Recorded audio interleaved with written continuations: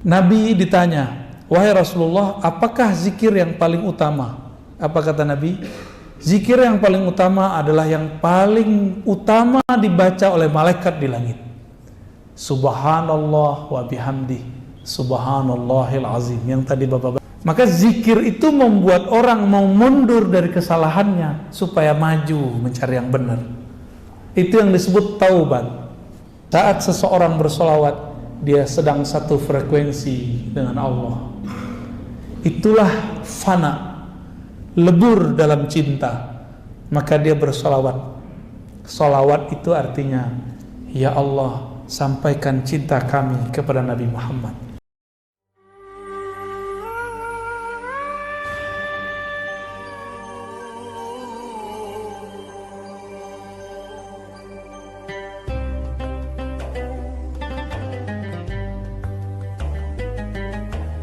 Dua aja lagi. Hikmah keberapa nih? 6. Udah 6 ya? 8 apa 6? Tadi 1, 2, sekarang yang ketiganya. Ya, hitung aja Pak ya. Tanawwa'at ajnasul a'mali litanawwu'i waridatil ahwali. Tanawwa'at, bermacam-macam jenis amalan, ajnas, jenis. Jadi jenis itu dari bahasa Arab. Jinsun, jins. Pakai jins nggak Pak? Itu beda lagi ya. Jins itu bacanya ya. Kalau ini jinsun, jim nun sin. Jenis bahasa Indonesia. Genus dalam bahasa pengetahuan lama ya. Tanawwa'at. Kenapa bermacam-macam amalan itu? Kenapa amalan itu nggak kayak malaikat? Malaikat itu yang sujud aja. Ada malaikat itu dia kalau ibadah dari awal penciptaan itu cuma ruku.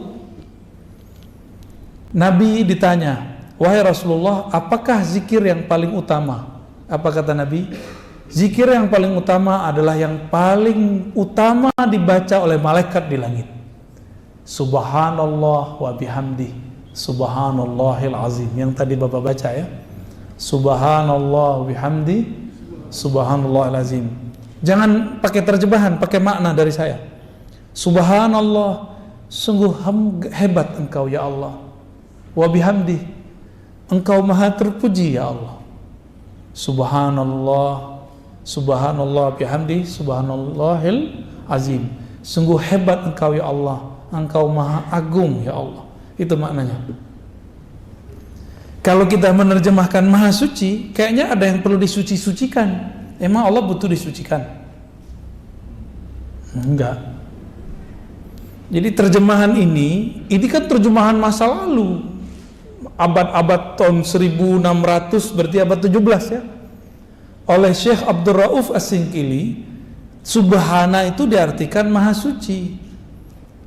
Ini harus direvisi karena di zaman itu maha suci itu artinya maha hebat kalau versi kita sekarang. Nah, jadi harus diganti tuh istilahnya. Di zaman itu orang ngerti maksud maha suci. Di masa sekarang maha suci itu terjemahannya adalah maha hebat. Ya. Dari mana kita tahu? Bapak kalau ketemu orang Arab yang benar Arabnya, kalau dia melihat sesuatu yang menakjubkan dia bilang subhanallah, gitu. Ya. Melihat yang cantik sekali atau gagah sekali itu dia bilang subhanallah, gitu. Ya. Saking dia merasa hebat banget ini. Kok ada orang secakap ini gitu. Atau dia menyaksikan suatu kejadian yang di luar logika dia akan ngomong apa? Subhanallah. Itu orang Arab. Lain dengan Masya Allah, beda lagi. Mungkin nggak dalam semalam orang pindah kota tanpa pakai pesawat, tanpa pakai bus, tanpa pakai alat dari Jakarta ke Surabaya dalam waktu cuma sedetik. Mungkin. Tapi kalau terjadi kita bilang apa? Subhanallah, ajaib, ajib gitu ya. Ajib itu bahasa Arab, tapi ala Betawi Pak. Ya, bahasa Arab tapi rasa aja rasa Betawi. Ajib. Orang Arab juga bingung, padahal ajib itu dalam bahasa Arab tuh artinya aneh loh gitu. Di bahasa kita ajib menjadi luar biasa. Maka subhanallah itu artinya sungguh hebat. Saya menganjurkan Bapak Ibu kalau nonton itu yang ditonton penemuan ahli-ahli ilmuwan kita mengenai darah, hebatnya jantung, dahsyatnya otak, satu molekul di tubuh. Aduh, kalau kita lihat itu tubuh kita langsung bertasbih lagi, Pak. Baik. Amalan itu banyak jenisnya karena pemberian Allah juga beragam bentuknya. Itu hikmah malam ini. Kenapa ada zikir subhanallah, ada zikir Allahu Akbar, ada zikir la ilaha illallah? Karena rahasia yang Allah mau beri juga beragam. Allah kaya atau miskin? Kaya. Karena dia kaya, maka dia ingin memberikan kita macam-macam hadiah. Bapak punya teman gak orang yang tajir? Tajir baik hati, sering ngasih hadiah gak? Kalau gak pelit hati, medit. Apabila ada orang kaya, dia suka ngasih hadiah sama kita karena dia senang. Pasti hadiahnya macam-macam, kadang ini, kadang itu, kadang ini, dan kadang-kadang surprise. Allah lebih kaya daripada yang kita bayangkan. Dia ingin kita menerima itu, tapi Allah Subhanahu wa Ta'ala ingin kita siap menerimanya. Allah nggak butuh tasbih, kita nggak butuh. Allah nggak butuh sholat, kita nggak. Yang Allah mau dari kita adalah engkau siap-siaplah menerimanya. Gitu. Kita mau kasih motor ke anak kecil umur 10 tahun, tanda sayang atau bunuh? Ya, konyol atau hebat? Konyol itu. Allah itu ingin memberi sesuatu, hambanya itu siap gitu. Maka anak-anak muda nih, ya, yang suka main sosial media, nggak usah haus popularitas, nggak kuat nanti kalau populer. Ya.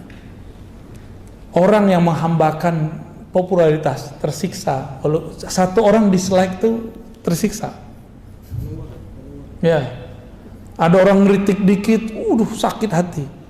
Kalau hamba syuhrah, abdus syuhrah, hamba popularitas. Kan sekarang anak-anak cita-citanya kalau ditanya, Dek, Bang, mau jadi apa? YouTuber. Aduh, Masya Allah.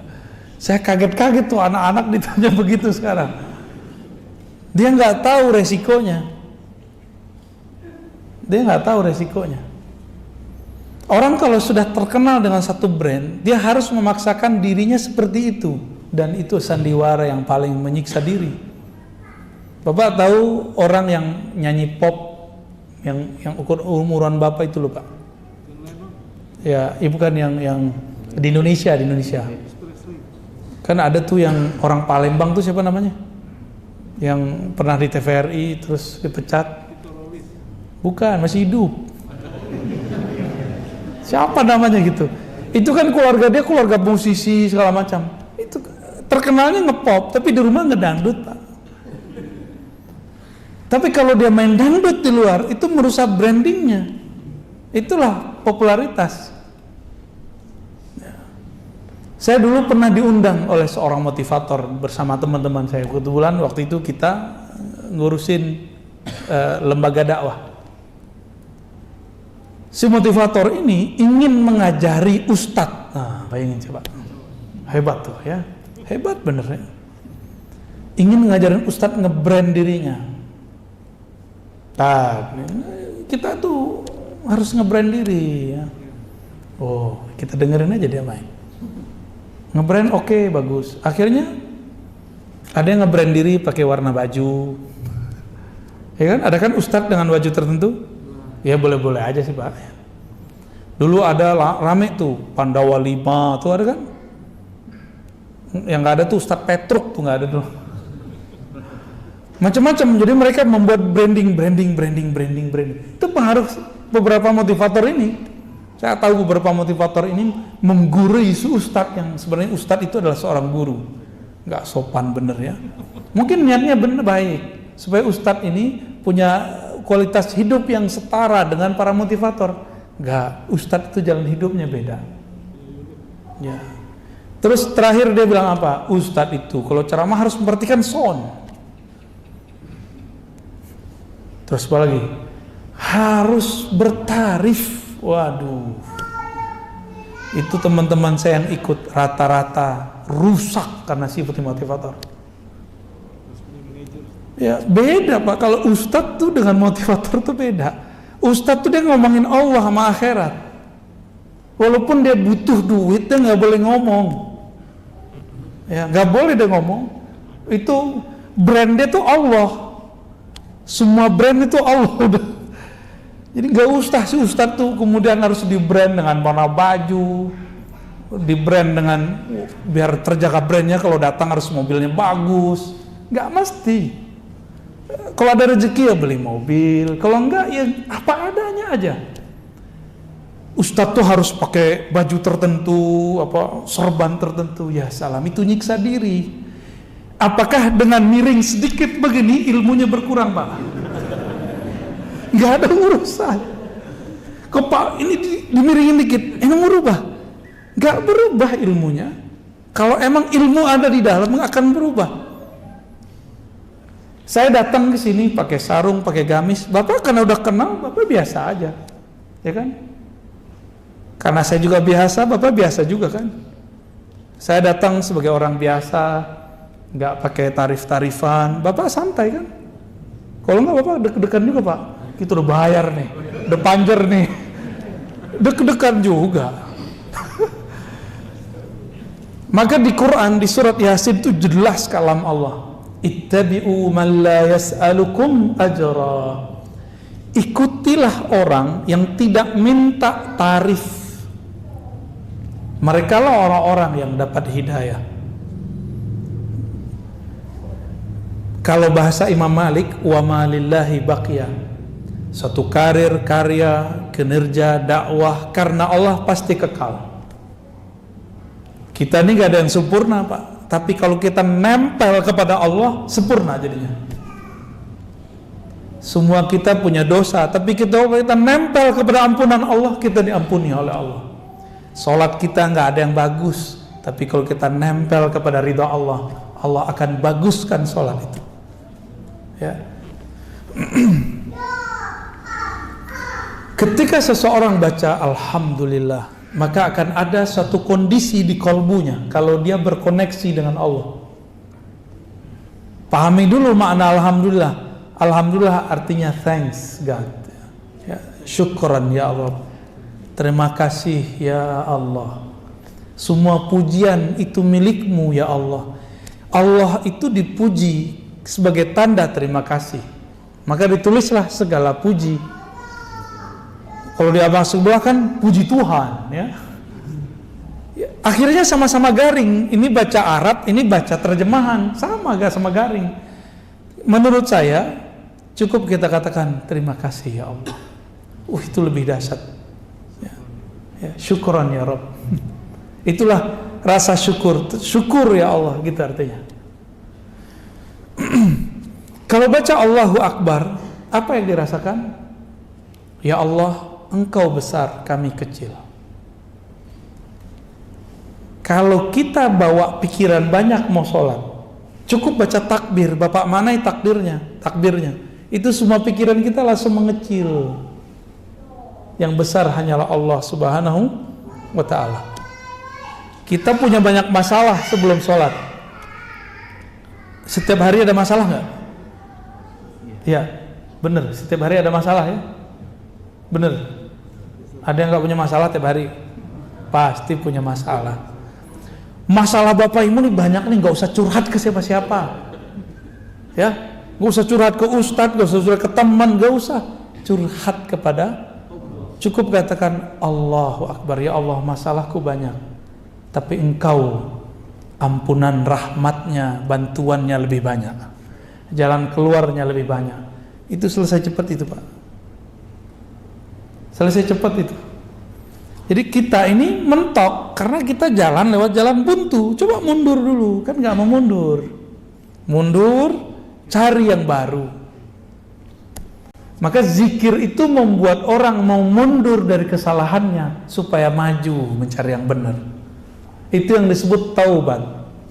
Ya. Jadi pribadi taubat itu bukan pribadi yang sering baca astagfirullah, astagfirullah, astagfirullah. Itu namanya bacaan istighfar. Ya.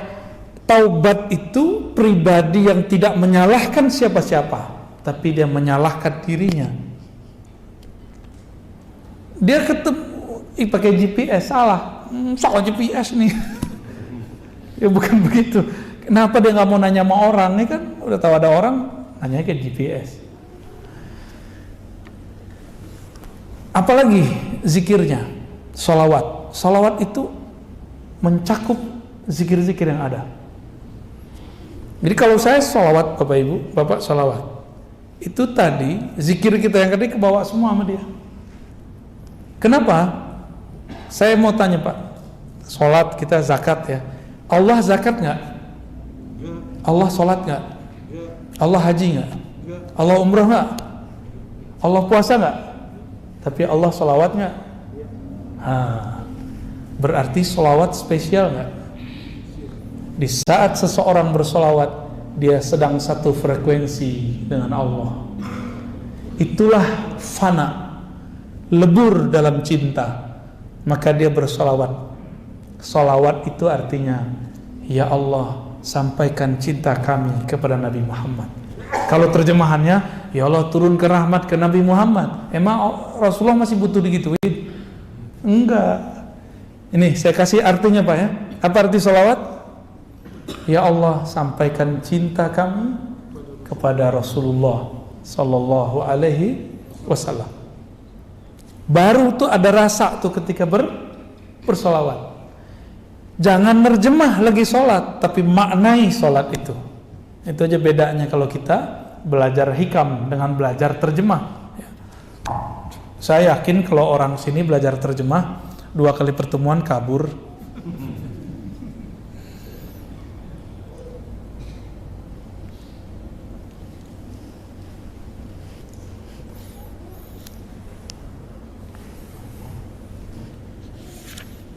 Kata pensyarah kitab ini, saya bacakan biar berkah juga ya, Imam Ibnu Abbad.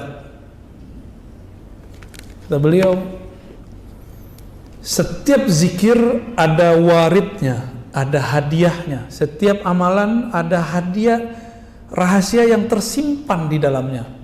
Apakah warid itu? Ma yaridu 'alal qulubi minal ma'arifir rabbaniyah wal asrarir ruhiyah. Warid itu adalah suatu kondisi rohani di mana kolbu mendapatkan makrifat dari Allah dan rahasia-rahasia darinya. Ketika Bapak sujud, rasanya apa? Kepala pegel. Itu doang. Imamnya kelamaan nih, gitu. Berarti belum dapat asrarnya. Tapi Bapak sujud terus terasa, ya Allah, kepalaku sekarang di titik terendah di bumi. Bahkan dia lebih rendah daripada tempat buang air besarku. Yang kita bedak-bedakin tiap hari itu ya Bu ya. Ini mas-mas ini pakai bedak kan nih. Gak usah lah, cukup istri kita aja yang cantik ya.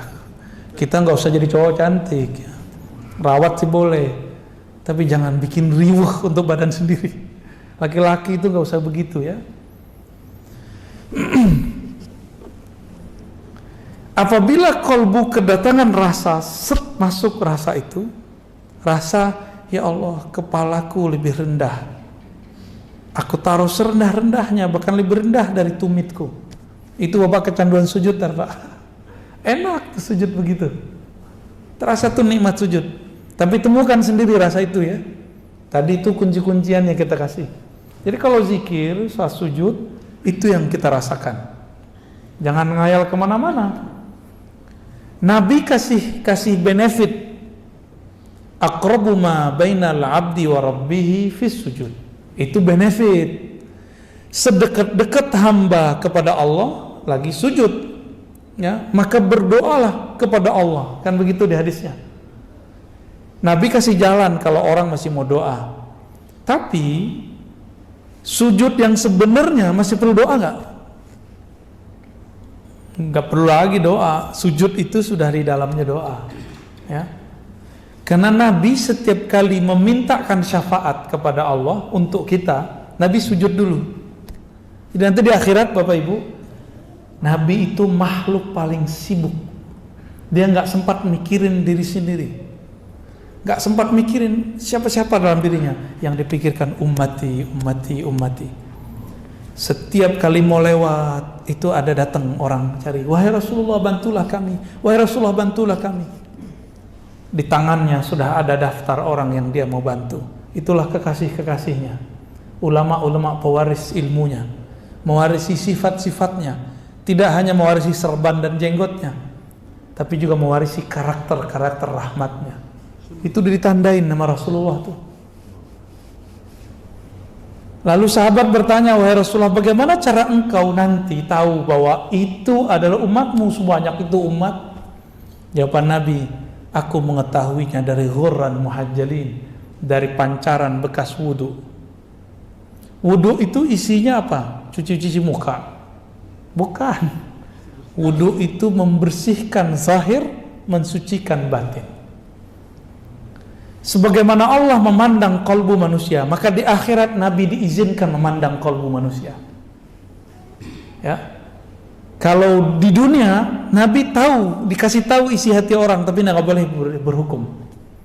Itulah yang terjadi ketika ada orang bapak Khawarij datang, Nabi nggak bolehin bunuh, karena dia belum menunjukkan kekasarannya.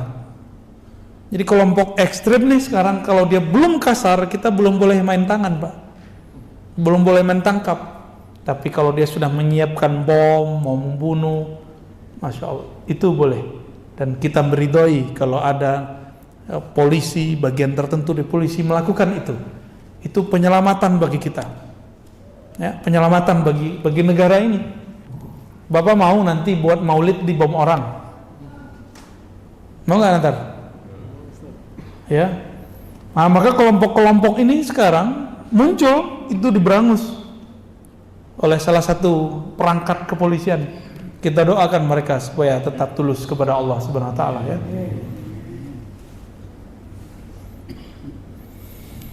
Salat ada rasa, di situ ada rahasia. Zakat ada lagi rahasianya.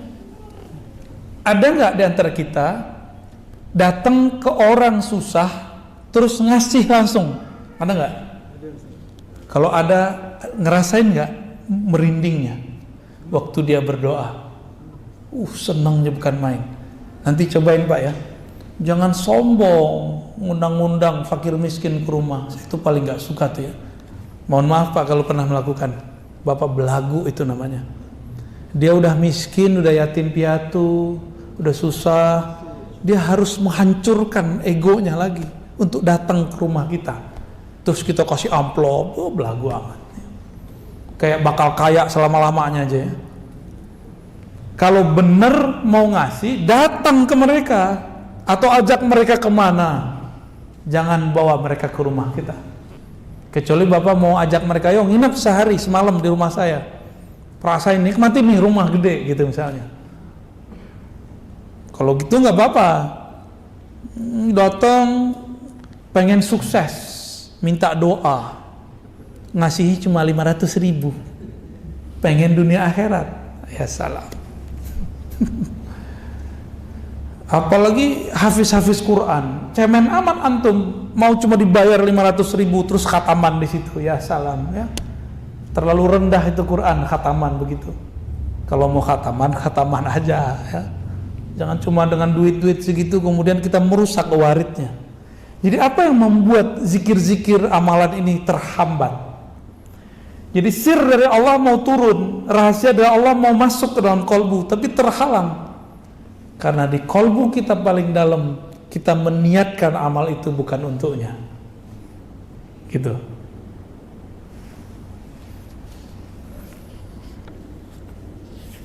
Jadi kalau Bapak Ibu ntar wiridan, udah ya, ijazah yang lama itu simpen aja. Zikir biar kaya tuh simpen Pak. Apalagi zikir mahabbah, simpen udah, nggak usah. Zikir buat sakti, simpen, nggak usah lagi. Sekarang zikir yang biasa, lalu katakan, aku berniat menyebut Engkau ya Allah, karena Engkau layak disebut. Aku memujimu ya Allah, karena Engkau layak dipuji. Aku menyembahmu ya Allah, karena Engkau layak disembah, bukan karena aku pengen jadi kaya. Aku baca surah Al-Waqiahmu ya Allah, karena Engkau layak ayat-ayatmu dibaca, bukan karena pengen usahanya lancar. Bisa nggak begitu? Itu baru tasawuf. Jadi tasawuf itu bukan wiridan untuk sesuatu, ijazahan, mahar, bukan, itu bukan tasawuf.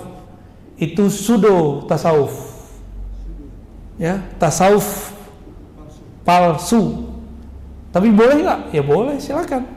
Cuma ta'ibtum, ta'ban, selamat lelah. Ya. Nih, ini saya kasih contoh Pak. Ini kan pengalaman saya sendiri. Saya baca surat tertentu, ayat tertentu dengan angka tertentu supaya saya dapat rezeki besok atau besoknya lagi. Udah selesai semua wiridannya ribuan, sampai nggak ngantuk-ngantuk, nggak tidur dan kita ngantuk-ngantuk. Ditunggu besok, nggak datang batu rezeki. Capek kan? Capek. Padahal simpel aja. Gak usah wiridan, besok bangun silaturahmi, datangin ahlinya, datangin orangnya, jadi. Ini malah pakai wiridan, nggak nyambung. Zikir itu senjatanya murid, betul. Tapi kalau orang sudah arif, senjatanya bukan wiridan, senjatanya kenalan, ma'rifat. Ya. Kan biasanya sering tuh datang ke kiai, Pak Kiai, ajarin dong doa supaya kaya gitu. Udahlah, itu nggak usah lagi ya. Pak Kiai, saya mau merantau nih, kasih dong doa penjagaan diri. Nggak usah lah itu. Ya. Nggak enak itu, nggak enak. Ya. Ntar kalau mengamarkan itu kita curiga terus sama orang. Bapak Ibu yang melakukan Allah, udah jam 9 ya.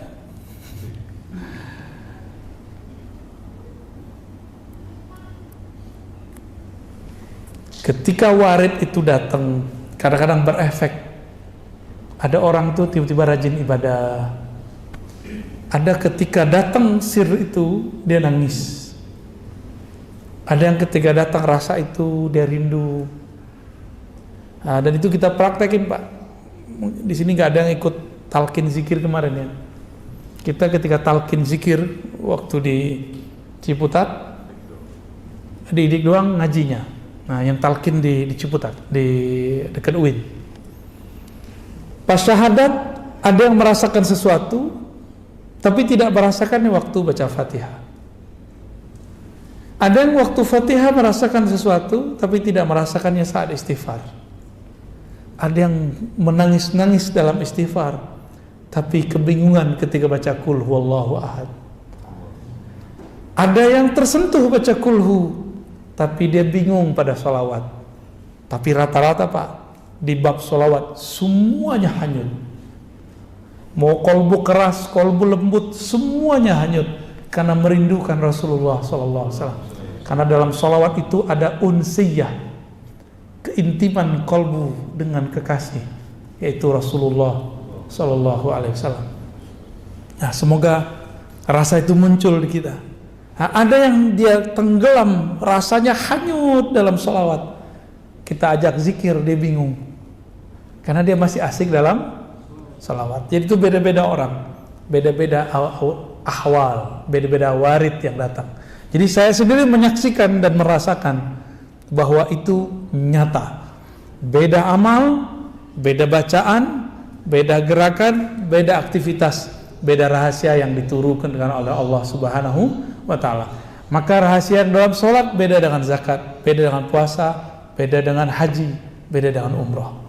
Semoga yang hadir malam ini tidak lagi ibadah minta pahala. Amin. Semoga yang hadir malam ini tidak lagi beribadah pamrih. Amin. bukan lagi karena pengen dapat surga, bukan lagi karena dijauhkan dari neraka, bukan lagi karena pengen dapat ketenangan dan kekhusyuan. Semoga yang hadir malam ini beribadah karena Allah layak disembah, karena Allah pantas dipuja-puji. Itulah ibadah yang mutlak. Orang inilah yang disebut oleh Allah abdi, hambaku. Kalau yang mencari ketenangan disebut hamba sakinah. Yang mencari khusyuk, abdul khusyuk. Yang cari popularitas, abdul syuhur. Yang gak mau terkenal, abdul butun. Allah bukan yang begitu, ya.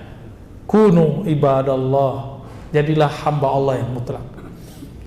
Barangkali ada 10 menit mau tanya jawab, silakan. Ya, silakan. Dari mana dulu? Kita kasih waktu 10 menit saja. Dan satu pertanyaan saja, dibatasi dengan waktu.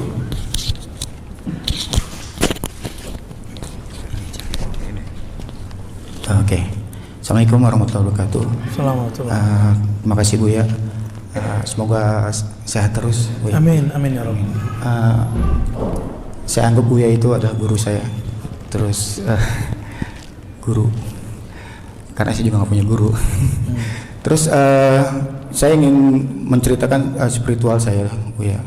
Dan waktu kemarin saya udah 2 kali, dan terakhir kemarin itu berkat Buya saya amalkan sholat witir itu wajib.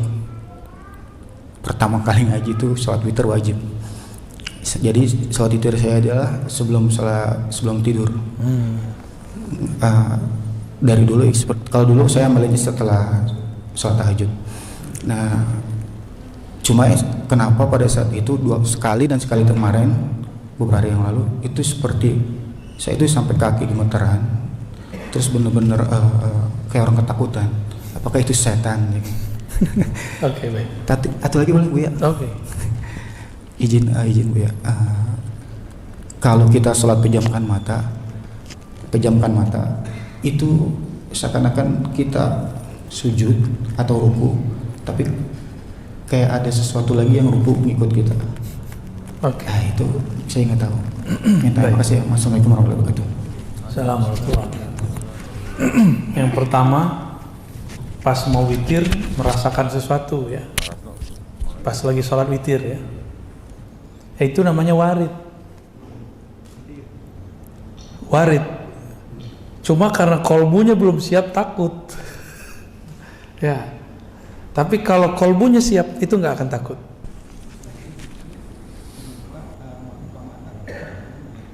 Nah, ini ada tips dalam hadis Abu Daud ya, amalkan ya, supaya nanti kalau mau witir sama aja, mau sebelum tidur atau setelah tahajud sama. Dalam hadis Abu Daud diajarkan kalau mau qiyamul lail, bacalah 10 kali subhanallah, subhanallah wa bihamdi, atau subhanallah aja 10, alhamdulillah 10, Allahu akbar 10, la ilaha illallah 10. Itu namanya conditioning.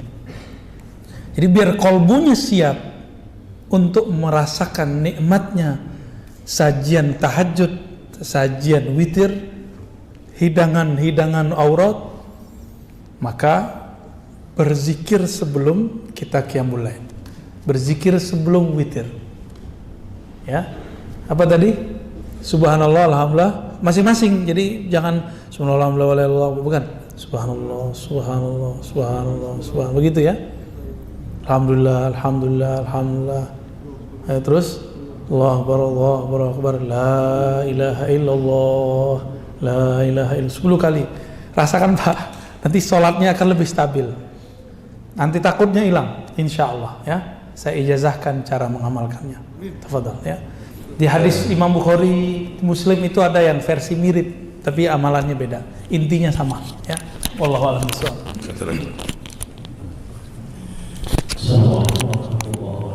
Assalamualaikum. Langsung saja pada pertanyaan yang pertama. Dari mana Pak? Saya dari Ciledug, Komplek Paninggilan Permai. Nama saya Muhammad Yunus. Pertanyaan saya yang pertama tadi dibilang apapun yang kita lakukan ibadah adalah makrifat kepada Allah. Ya, termasuk apa yang dibilang Buya tadi, bahwa seandainya kita mendapatkan sesuatu yang spesial dari Allah itu adalah ma'rifah. Terus apa bedanya dengan hidayah? Yang kedua, saya terus terang sebelum subuh selalu melakukan sholat sunat hajat 2 rakaat. Dan lagi-lagi tadi Buya mengatakan bahwa apa yang kita lakukan semuanya ibadah termasuk sholat. Jangan pikirkan segala hajat kita, yang kita pikirkan adalah langsung saja kepada Allah. Bagaimana kaitannya dengan sholat sunat hajat yang sering kita lakukan? Terima kasih. Assalamualaikum warahmatullahi wabarakatuh. Ya, nah yang pertamanya saya lupa malah. Ingatnya hajat. Hajat dulu ya. Sholat hajat itu sebenarnya diperdebatkan oleh ahli fikih. Yang ada itu sebenarnya sholat himmah. Idza hamma ahadukum, jika seseorang kamu punya keinginan, atau hamma berarti punya urusan, itu arti hamma. Hadis Abu Daud, hadis Tirmizi juga ada, tapi yang saya ingat nih hadis Abu Daud. Lalu dikatakan di situ, fa'asbighil wudu, salatlah 2 rakaat, sempurnakan wudu'mu, falisalli rakaatain, salat 2 rakaat. Lalu faliyatu Allah, doalah kepada Allah. Coba lihat doanya, ternyata itu doa yang kita sebut doa istikharah. Jadi doa sholat hajat itu isinya doa istikharah. Coba lihat inti sholat istikharah, bukan memaksa Allah, bukan mengajukan permintaan kepada Allah, tapi sholat istikharah, sholat hajat itu adalah menyerahkan hajat kita kepada Allah, menyamakan kemauan kita dengan kemauan Allah. Apa kata kita? Ya Allah, jika dia baik bagiku, maka jadikanlah dia milikku, dekatkan dia kepadaku, dan takdirkan dia menjadi ya begitu. Itu nggak hanya pasangan loh Pak ya, kerja, urusan, proyek, sama semua. Artinya apa? Kita tidak maksa Allah, tapi kita bertanya, ya Allah, ini baik atau bukan? Jika baik, jadikan, mudahkan. Jika tidak, maka jauhkan. Berarti masih ada kita nggak di situ? Nggak ada. Maka sholat hajat itu bukanlah kita memaksa Allah atau ngasih tahu Allah dengan hajat kita, tapi sholat hajat itu konfirmasi. Ya Allah, ini hajatku baik apa enggak? Gitu ya. Baru denger antum ya. Selama ini kita kata kiai, kata ustadz, kalau ada hajat sholat 2 rakaat, minta kepada Allah. Ya itu benar. Tapi ada yang lebih benar, ini dia nih. Isi dari sholat hajat istikharah adalah mengkonfirmasi kepada Allah hajat kita baik atau tidak. Kalau untuk kabul gampang bagi Allah, tapi baik buruk itu yang mau kita mintai kepada Allah Subhanahu wa taala. Dan itu berat loh Pak, kalau kita senang sama seseorang nih, terus kita bilang jika dia baik, wah itu senang tuh. Maka mudahkan ya Allah, takdirkan ya Allah, senang. Bapak udah coba belum? Orangnya kita cintai, terus kita bilang jika dia tidak baik bagiku ya Allah, maka ini susah tuh ngomongnya tuh. Bener gak? Tuh, itu ilmu Pak, sebenarnya itu makrifat sebenarnya, tapi kok nggak ada yang menjelaskan selama ini. Ketemu di hikam, kata Ibnu Athaillah Sekandari rahmatullah alaihi wa qadasallahu sirrah, ciri-ciri doamu langsung dikabul, itlaqul lisan, lisanmu ringan untuk mengatakannya. Itu ciri-ciri kalau itu udah diterima di sana. Bahkan Ibnu Athaillah nggak ngomong begini, padahal dia mau ngomong begitu Pak. Sebenarnya doa kamu itu Allah juga yang bisikin. Allah bisikkan kepada kamu, tapi kamu harus menjadi hambanya. Gimana caranya? Memintalah kepadanya, tapi nolkan dirimu. Tiada kehendakmu kecuali kehendaknya, tiada keinginanmu kecuali keinginannya, tiada cintamu kecuali cintanya. Baru bener tuh cinta kepada Allah. Kalau enggak gombal namanya. Barangkali itu ya Pak. Yang pertama tadi apa? Ma'rifat sama hidayah. Hidayah itu baru awal dari nur. Kalau ma'rifat itu puncaknya nur. Berarti hidayah itu puncaknya apa? Ma'rifat. Jadi orang-orang yang dapat ma'rifat, Dialah yang bisa bagi-bagi hidayah. Maka di Quran itu dibagi dua. Kadang Nabi disebut innaka la tahdi man ahbabta. Kamu tidak dapat memberi hidayah siapa yang kamu mau. Itu ma'rifat maksudnya. Ya. Tapi di ayat yang lain justru dikatakan engkaulah yang memberi mereka petunjuk. Man dalla ala khairin kafa'ilih. Siapa yang menunjukkan suatu kebaikan, suatu petunjuk kepada orang, maka dia sama dengan melakukannya. Jadi ada hukum hakikat, ada hukum syariat di situ. Ya, hakikatnya hidayah itu ma'rifat awalnya, tapi syariatnya bukan. Syariatnya dia sebuah ilmu, sebuah pengetahuan, sebuah teori, sebuah sentuhan, kira-kira begitu. Wallahu a'lam bishawab. Ya. Cukup ya? Ya. Nanti ada pertanyaan lagi di bulan depan. Ya. Baik Bapak Ibu yang melakukan Allah. Nah, maka lain kali kalau mau pakai kertas lebih cepat. Ya. Nanti kita jawab sependeknya. Bapak Ibu yang melakukan Allah, sahabat-sahabat, teman-teman semuanya, saya yang mengajar ini bukanlah orang yang suci, bukan orang yang sempurna. Saya manusia biasa. Kebetulan, kebenaran dapat hadiah ma'rifat dari Allah. Inilah yang kita bagi-bagi sebagian. Ya. Semoga hadiah-hadiah ini diridhoinya. Amin ya rabbal alamin. Nasallallahu al-'afwa wal 'afiyah lana wa li walidina wa li masyaikhina wa li sa'iril muslimin wa ahli ahlina wa li dzurriyyatina wa li auladina wa lil muridin wal hadirin wal hadirat. Semoga yang hadir baik laki perempuan, anak-anak kita, saudara kita diampuni oleh Allah, dapat berkah dari Allah, dapat ridha berkah pengajian ini. Amin ya rabbal alamin. Wassallallahu ala sayyidina Muhammad walhamdulillahi rabbil alamin.